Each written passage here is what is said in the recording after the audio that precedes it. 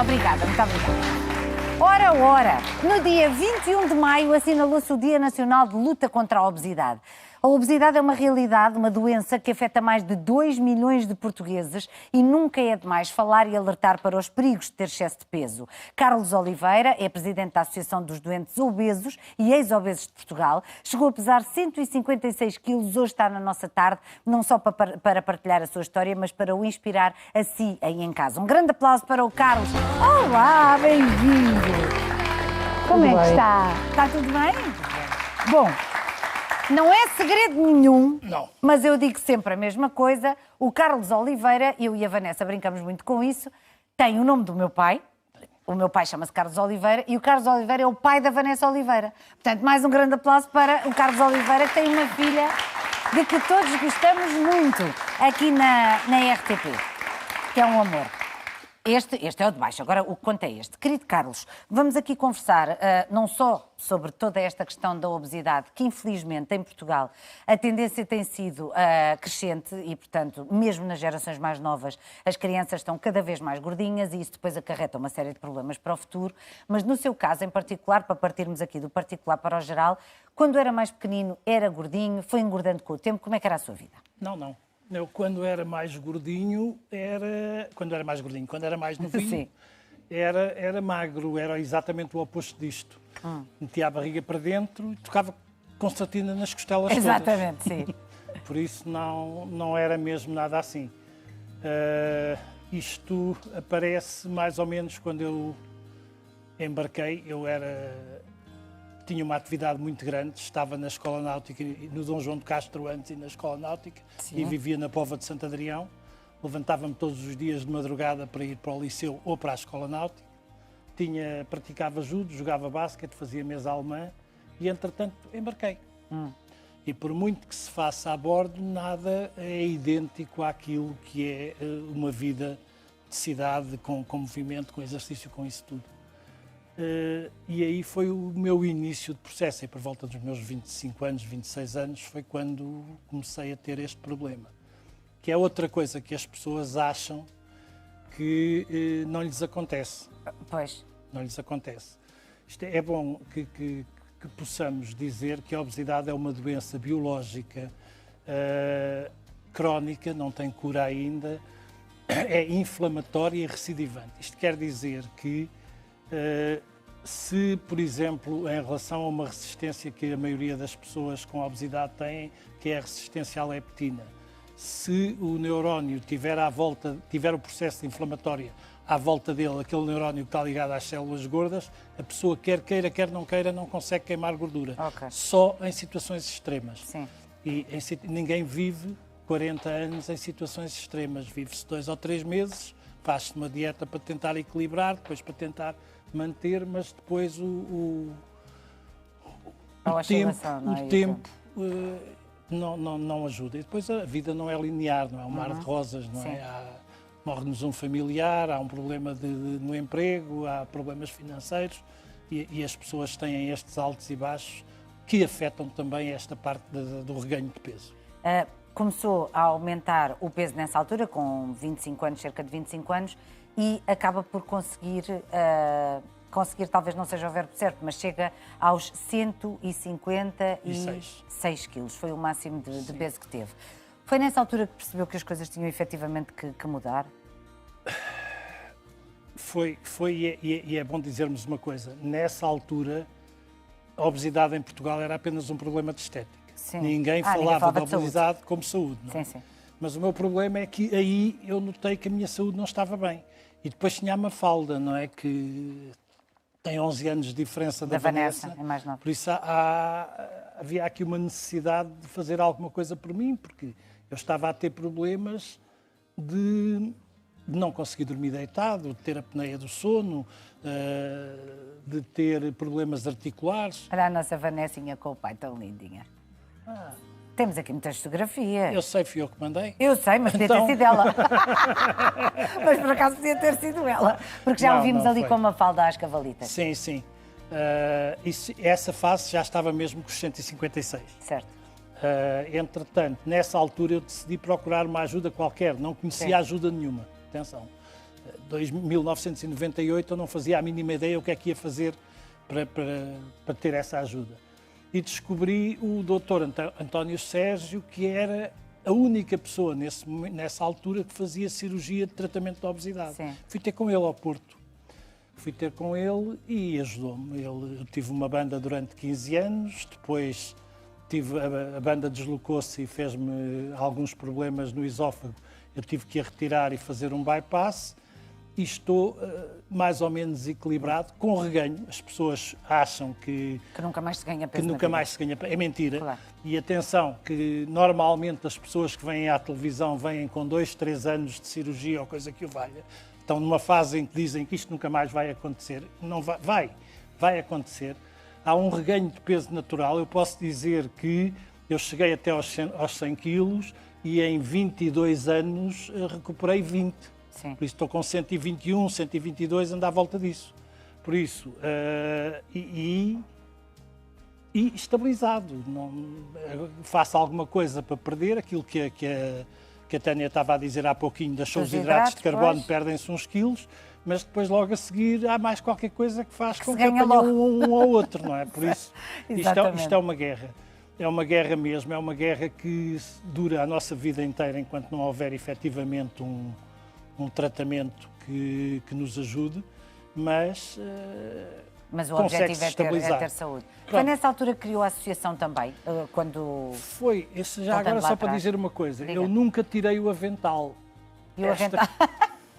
Esta o avental é essa pele. Esta pele que está aqui, estes 6 quilos de pele que eu tenho aqui, e eu devia tê-los tirado, e nunca os tirei. Por isso, há aquelas pessoas que fazem a cirurgia de reconstrução logo a seguir à perda de peso e que ficam lisinhos, não é? Uhum. Mas eu assisti a 2 cirurgias dessas e resolvi não fazer. Imagino.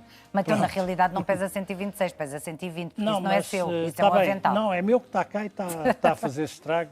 Isto é um problema de cabeça que tem que se resolver. É um chip que há de dar. É. Há de dar. Quando é que cria a Adexo?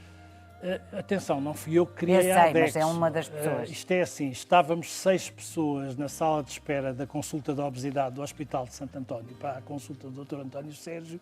Estava um jornal na mesa em que a OMS dizia que a obesidade é uma doença crónica. Uhum. Nós estávamos a ler aquilo, então se isto é uma doença, porque ninguém falava em doença, claro. Não é? Se isto é uma doença, porque é que nós não temos ajuda como as outras doenças todas? Falámos com o Dr. António Sérgio, com a professora Helena Cardoso, juntámos 60 doentes e criámos a associação. Por isso a associação nasce em 2002, oficialmente, o trabalho começou antes, mas nasce em 2002. Em 2003 decidimos que Portugal tinha que falar da obesidade e de 15 em 15 dias e já estávamos notícias da obesidade na comunicação social. Não nos interessava que falassem bem ou mal, interessava é que falassem. Claro. E no ano a seguir, em 2004, fomos ter com o Sr. Ministro Luís Filipe Pereira e pedimos que ele reconhecesse a obesidade como doença crónica e que criasse condições para que houvesse tratamento da obesidade em Portugal. E ele aceitou. Aceitou também a criação de um Dia Nacional, que é sempre o penúltimo sábado de maio, foi anteontem. E ao aceitar... mandou depois criar um grupo que criou o Programa Nacional de Combate à Obesidade, criou os documentos todos. Hoje Portugal foi o primeiro, foi o primeiro na Europa a ter uma associação de pessoas que vivem com obesidade. E a reconhecer a obesidade enquanto doença. Foi o primeiro a reconhecer a obesidade como doença e a ter um dia nacional. Foi o primeiro a ter leis que definem como é que se trata a obesidade. Tá bem. Leis de saúde, as circulares normativas produzidas para a Direção-Geral de Saúde. Depois disso, nós achámos que a Europa precisava de nos ajudar, porque havia aqui algumas coisas que não estavam a correr da forma que nós queríamos, e ajudámos a criar uma associação na Bélgica, a BOLD, porque não havia dinheiro para andar a passear daqui para Bruxelas, não é? E então criámos a BOLD, e a BOLD, o Jean Paul Alôncios, na BOLD, fez um bom trabalho no Parlamento Europeu. E o primeiro documento que existe sobre a obesidade na Europa, o Livro Branco da Obesidade, tem a nossa mão lá metida por trás também, e também foi o princípio deste movimento todo europeu que hoje reúne associações de 25 países concentrados numa organização que se chama SEPO, European Coalition for People Living with Obesity, e que está a tentar mudar a Europa. Exato, nesta luta maior. Eu vou chamar aqui para a nossa conversa, Carlos, a médica endocrinologista Mafalda Marcelino. Vamos falar sobre a campanha Muda o Ritmo da Sua Vida e vamos tentar perceber os principais sinais de alerta para o excesso de peso. Pode juntar-se, doutora, muito obrigada. Bem-vinda, faça favor. Obrigada por estar connosco na nossa tarde. É muito importante e ao mesmo tempo muito assustador quando nos debruçamos sobre um tema como é o caso da obesidade e percebemos que nós já não estamos a falar de limiares, nem estamos a falar de percentagens básicas ou de algum alerta. Estamos a falar já de um problema também ele crónico na sociedade portuguesa, falando de Portugal em particular, se falarmos de quase 70% da população com obesidade. Quais são... Vamos corrigir isso que já há bocado ouvi. 70 com excesso de peso. Com excesso de peso, a obesidade é maior. 29, qualquer coisa. Certo, com excesso de peso. Mas excesso de peso pode vir a conduzir à obesidade. Exatamente. E o excesso de peso já provoca muitos problemas de saúde, problemas muito graves de saúde mais tarde. Gostava que me explicasse quais são os principais sinais e de que forma é que podemos começar a prevenir estas gerações miúdas, não é? Pois, obrigada, Tânia. Eu acho que esta campanha traz, de facto, este mote muito positivo de que é um caminho difícil, é um caminho longo, mas é um caminho para o qual nós temos que estar abertos, motivados. E Ana Bacalhau, eu acho que faz uma interpretação muito gira da música, que é o tema da campanha. Com um sentido muito positivo, sim, que de facto não há ninguém que tenha obesidade e que não passe pelas fases mais difíceis e pelas fases música, exatamente, mais, enfim, mais motivadas com os resultados. Porque muitas vezes a obesidade de facto surge em idades até mais jovens, não é? Ou no adulto, depende, como estávamos aqui a ver o testemunho, às vezes da circunstância da vida, ou porque a pessoa passa por uma fase mais sedentária, ou fruto de algum stress. É óbvio que a causa da obesidade é multifatorial, depende da genética de cada pessoa, todos nós temos metabolismos diferentes, depende da nossa parte hormonal, depende da parte social, ambiental, dos medicamentos que fazemos, das doenças que temos associadas. Ou seja, não é... E eu acho que esta campanha, um dos objetivos é, de facto, mostrar solidariedade com mais de 2 milhões de portugueses que são obesos e que há alguma tendência para uma culpabilização de que é de inteira responsabilidade do obeso ele ser obeso. Enfim, não quer dizer, eu não acho que não deve haver responsabilização no sentido de acho que todos nós somos responsáveis pelo nosso trilho, como a Ana Bacalhau diz na música, é verdade, mas há de facto outros fatores que às vezes nos ajudam ou nos dificultam esse caminho. E eu acho que é preciso perceber cedo, quanto mais cedo percebermos que de facto alguma coisa não está bem, que o peso continua a escalar, quando estamos a falar das crianças, muitas vezes na vigilância com o pediatra, quantas vezes se acompanha, muitas vezes os percentis, não é? E se vê se a criança, assim como se cresce bem à altura, se o peso está adequado, ou se pelo contrário, nós podemos dizer que cruza percentis e a criança começa a ficar mais gordinha do que era suposto. E isto são sinais de alerta. Muitas vezes nós, peço desculpa por interrompê-la, claro. Mas muitas vezes não é travado a tempo no caso das crianças. E as crianças começam a crescer de gordinho em gordinho, de gordinho em gordinho e acabam por instalar-se ali um problema de saúde complicado. E ainda que dependa muitas vezes de circunstâncias genéticas, etc., muitas vezes também tem a ver com uma péssima alimentação por parte da escola e da família e por falta de exercício físico os miúdos estão super sedentários. Então é importante alertar para isto, não é? Sem dúvida, sem dúvida. Eu acho que a nossa sociedade modificou-se muito, não é? Nós, claro. A própria questão do que é a obesidade e como a obesidade era encarada há 30 anos atrás e como é hoje, de facto a prevalência não tem nada a ver. Hoje temos 28,7% dos portugueses são obesos, ou seja, quase um terço da população. Não, são mais de 2 milhões de pessoas, são muita gente. Muita gente. E isto surge de facto porque a nossa sociedade é uma sociedade diferente, come de maneira diferente, vive de maneira diferente. Nós estávamos a comentar antes de entrarmos para o estudo. Tem pouco dinheiro. É verdade. E o pouco dinheiro leva à alimentação pior. A dieta, sim, a dieta menos saudável é mais barata, muitas vezes, do que a dieta mais saudável. Também dá menos trabalho a dieta menos saudável. Dá menos trabalho. Nós, se olharmos para a alimentação mediterrânica, estamos a falar de uma base de legumes, de um de peixe fruta. engrelhado e de uns legumes, verdade. Mas dá menos trabalho, dá mais trabalho fazê-los e confeccioná-los do que ir à loja da esquina. Mas, Tânia, o problema aqui põe-se é que taxam-se aquilo que são alimentos menos saudáveis, os alimentos com mais gordura e com mais sal, Sim. as bebidas gaseificadas, mas não se alivia o preço dos alimentos saudáveis. Verdade. E isto é que é fundamental. Se isto não acontecer, o que estão a fazer é pura e simplesmente prejudicar aquelas pessoas que já de si têm pouco dinheiro.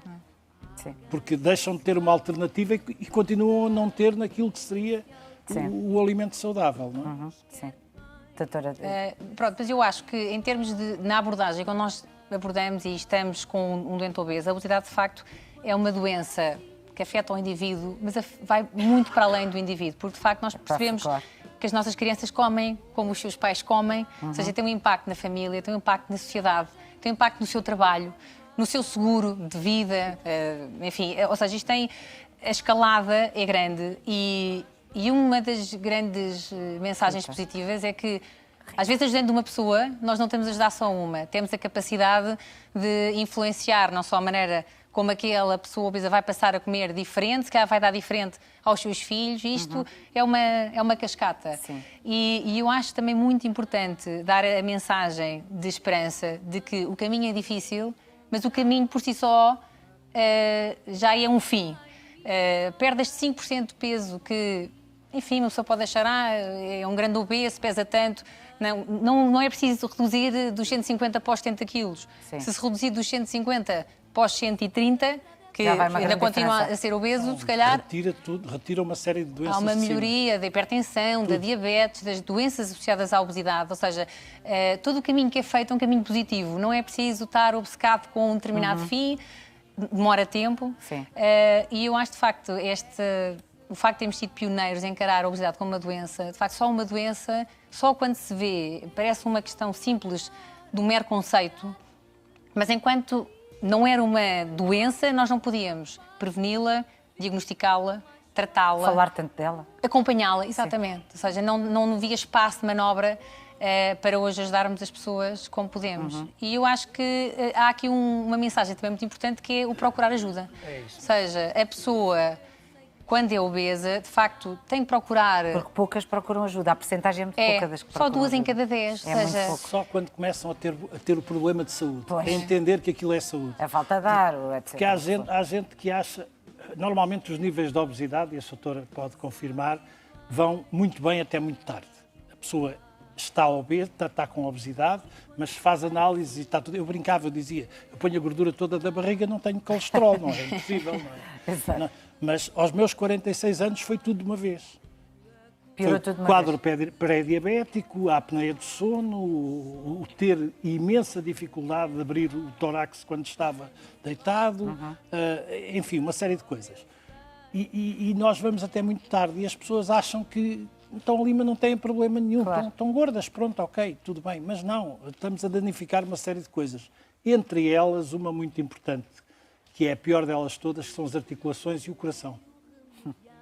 E Portugal é o pior país do mundo em termos de doenças cardiovasculares. E São as que parte mais oncológica matam e as que também. não matam deixam sequelas Mas gravíssimas. esta mensagem era, que a doutora Mafalda agora disse, é aquela mensagem base da campanha.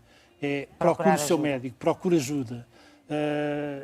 E é uma mensagem também para os médicos de família, porque muitos médicos de família continuam a dizer, coma menos e ande mais. E isto não é ajuda nenhuma. Neste momento há ajudas que podem ser disponibilizadas às pessoas e que é conveniente que o médico que tem o primeiro impacto com o doente também o faça. E que ajudas são Eu essas? acho. Neste momento, além das cirurgias que toda a gente conhece e que é para um limite extremo do coisa, há medicamentos extraordinariamente eficazes, aprovados pelo Infarmed, mas que ainda não têm comparticipação. Pois.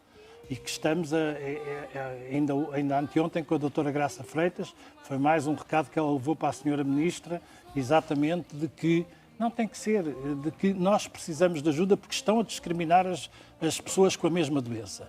Ou seja, nós temos a prevenção a funcionar, temos a cirurgia a funcionar, com listas de espera, com os problemas que sabemos, mas está a funcionar, e no meio temos um buraco negro em que as pessoas que não têm indicação para cirurgia não têm apoio nenhum. Ora, a pessoa com a mesma doença está a ser tratada de duas maneiras totalmente diferentes. Sim. E isto não pode acontecer. E neste momento nós tivemos muitos anos sem medicamentos, é verdade. Mas neste momento temos medicamentos e temos medicamentos que já estão provados que são efetivamente eficazes e que ajudam as pessoas a perder e a manter peso. Por isso, há que fazer um esforço de prevenção também, para evitar que estas pessoas que estão na obesidade intermédia e ligeira não passem para a obesidade grave. Certo. Isto também é prevenção. Isto também é prevenção. Sim.